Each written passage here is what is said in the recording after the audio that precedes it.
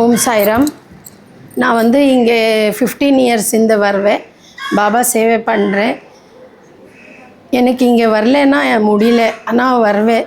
எல்லா சர்வீஸ் பண்ணுவேன். எல்லாம் கொடுத்திருக்காங்க பாபா எனக்கு. 2019 இந்த கால் ஃப்ராக்சர் ஆயிடுச்சு.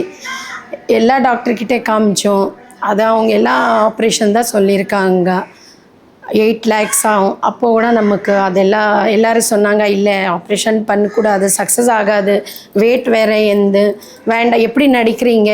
நான் சொன்னேன், எல்லாம் இவங்க இருக்காங்கல்ல, அதுக்கே நான் பாபாவுக்கு சொல்லியிருக்கேன், பாபா நான் சேவை பண்ணுறேன், எனக்கு நல்லா வைங்க பாபா. அது இது வரைக்கும் நல்லா இப்போ எப்படி நில்லிருக்கு பாருங்கள். என்ன இன்னொன்று என்னென்னா, எங்கள் பொண்ணு வந்து MOP காலேஜில் படிச்சிருக்கா. அவள் எல்லா காலேஜ் இப்போது அவள் ஆடிட்டர்.